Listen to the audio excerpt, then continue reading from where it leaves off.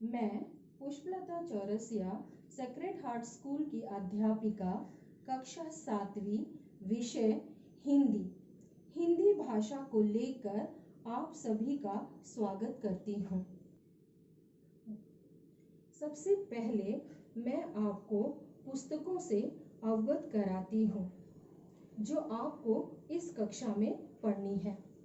पहली सहज हिंदी पाठमाला और दूसरी सहज हिंदी व्याकरण। आज की तारीख यानी कि दिनांक 17/4/20 है। पाठ 1। पाठ का नाम है सीखो।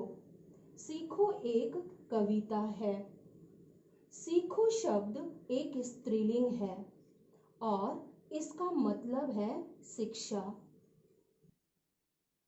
सीखो कविता के रचयिता यानी कि कवि का नाम श्रीमान श्रीधर पाठक जी हैं।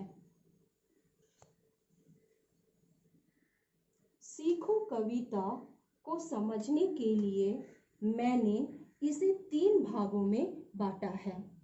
पहला लेखक या और नहीं तो कवि का परिचय। मैंने लेखक इसलिए कहा क्योंकि हिंदी भाषा में जो कहानियाँ लिखते हैं उन्हें लेखक कहते हैं और जो कविता लिखते हैं उन्हें कवि या तो कवित्री कहते हैं। दूसरा औचित्य। औचित्य का मतलब होता है सच्चाई। तीसरा कविता का सार। कवि का नाम जैसे कि मैंने बताया श्रीधर पाठक जी। बच्चों, आपको कवि के जन्म मृत्यु के बारे में जानना चाहिए क्योंकि आप एक हिंदी विषय पढ़ रहे हैं। ये देखिए, ये श्रीधर पाठक जी हैं। इनका जन्म 11 जनवरी 1858 में हुआ था। ये एक समाज सुधारक थे और कवि भी थे। क्योंकि इन्हें कविता लिखना बहुत पसंद था, इसीलिए इन्होंने समाज को बहुत सारी कविताएं दी। इनकी मृत्यु 13 सितंबर 1928 में हुआ था।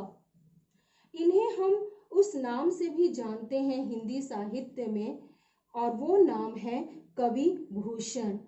कवि भूषण एक उपाधि है जिन्हें इन्हें 1915 में दी गई थी। दूसरा भाग औचित्य। औचित्य मतलब होता है सच्चाई। कविता की सच्चाई ये है कि प्रकृति के सभी रूप हमें कोई ना कोई प्रेरणा अवश्य देते हैं। ये हमें मानव की सच्ची सेवा करने की प्रेरणा देते हैं। ये कविता की सच्चाई बच्चों आप अपनी कॉपी में लिख लेना, क्योंकि इससे संबंधित प्रश्न आते हैं। सच्चाई क्या है? सच्चाई ये है कि प्रकृति का मतलब क्या? नेचर। उस प्रकृति से हमें बहुत कुछ मिला है। प्रकृति के रूप का क्या मतलब होता है? रूप मतलब फूल, पेड़, पौधे, आकाश और पाताल। ये सभी रूप से हमें प्रेरणा मिलती है कि हमें जिंदगी को आगे कैसे बढ़ाना है और मानव की सच्ची सेवा कैसे करनी है। मानव मतलब मनुष्य। जिस प्रकार अगर हम प्रकृति को संभाल कर रखेंगे तो प्रकृति भी हमें बदले में अच्छी चीजें ही देगी। लेकिन अगर हम प्रकृति यानी कि नेचर से खेलेंगे तो प्रकृति भी समय के अनुसार हमसे खेलेगी। और आप इस सब चीजों से वाकिफ हैं कि आज पूरी दुनिया किस लड़ाई से लड़ रही है।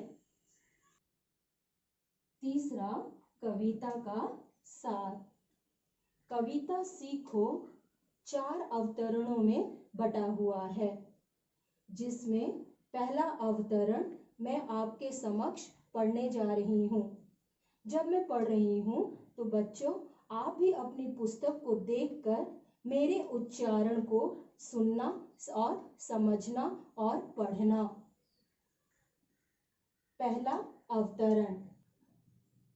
फूलों से नित हंसना सीखो, भौरों से नित गाना, तरु की झुकी डालियों से नित सीखो शीश झुकाना। जैसे कि आप ये दो चित्र देख रहे हैं, दोनों चित्र फूलों से संबंधित हैं और ये दोनों फूल अगर आप देखें तो खिलते हुए नजर आ रहे हैं। खिलते हुए मतलब ये हमें सिखा रहे हैं कि जिंदगी में हमें हमेशा हंसते रहना चाहिए। नित का मतलब होता है हमेशा, मतलब फूलों से हमेशा हमें अपनी जिंदगी में हंसना सीखना चाहिए। भौरों से नित गाना, भौरे या आप तस्वीर में देख रहे हैं कि ये भौरे हैं। भौरे भी फूलों से हंसना सीख रहे हैं और फूलों को हंसता देखकर मन खुश करके गाना गा रहे हैं। उसी प्रकार हमें अपनी जिंदगी में गाना गाना चाहिए। गाना गाने का ये मतलब नहीं है कि आप गाते रहें, मतलब मन को खुश रखना है। तरु की झुकी डालियों से, तरु का मतलब यहाँ पर है पेड़, वृक्ष। पेड़ की डालियां जिस प्रकार झुकी हुई रहती हैं, और झुके हुए रहने का ये मतलब नहीं है कि हम सोच रहे हैं कि वो हमें नम्र कर रही है या हम उसकी इज्जत नहीं करें। सूखी डालियों का यहाँ पर मतलब है कि हमें जिंदगी में ये सिखा रहे हैं कि हमें अपने बड़ों का आदर करना चाहिए, बड़ों का शीश झुकाकर आदर करना चाहिए, क्योंकि ये कविता ही सीखने की है, यानी शिक्षा प्राप्त करने की है। तो हमें प्रकृति से अपनी जिंदगी में आने वाले नियमों को सीख रहे हैं। पहले अवतरण में आने वाले कठिन शब्द का उच्चारण आप मेरे साथ करेंगे। नित्य, नित्य, फूलों, फूलों, भौरों, भौरों, तरु, तरु, डालियों, डालियों। पहला अवतरण आपको बच्चों समझ में आ गया होगा। उससे संबंधित प्रश्न मैं आपके समक्ष रख रही हूँ। पहला प्रश्न, फूलों से हम क्या सीखते हैं? बच्चों, फूलों से हम हंसना सीखते हैं, जिंदगी में हंसना। दूसरा प्रश्न, भौरों से हम क्या सीखते हैं? बच्चों, भौरों से हम हमेशा गाना सीखते हैं। गाना मतलब जिंदगी में खुश रहना और दूसरों को भी खुश रखवाना। तीसरा प्रश्न, तरु यानी कि पेड़ की झुकी डालियों से हम क्या सीखते हैं? बच्चों, पेड़ों और तरु से हम शीश झुकाना सीखते हैं, यानी कि बड़ों को नमस्ते करना, बड़ों का शीश झुकाकर, सर झुकाकर उनका आदर सत्कार करना। इस पहले अवतरण से आपने 3 प्रश्नों के उत्तर को जाना। इस तरीके से आपने आज इस कविता सीखो में 3 चीजें पढ़ी। पहला, कवि का परिचय। दूसरा, आपने पढ़ा कविता की सच्चाई यानी कि औचित्य। और तीसरा, पहले अवतरण का सार। बच्चों, अंतिम में मैं आपसे यही पूछना चाह रही हूँ कि पहले अवतरण से आपको क्या सीखने को मिला? पहले अवतरण से हमें यह सीखने को मिला कि प्रकृति ने हमें कई रूप दिए हैं और उन रूपों का उल्लंघन हमें नहीं करना है। उन रूपों को हमको समझना है, उन रूपों से हमें कुछ सीखना है।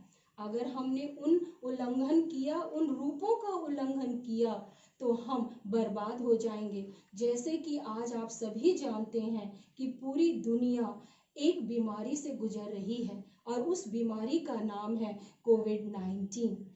प्रकृति आज की खामोशी बता रही है कि मनुष्यों ने प्रकृति को नाराज बहुत किया है।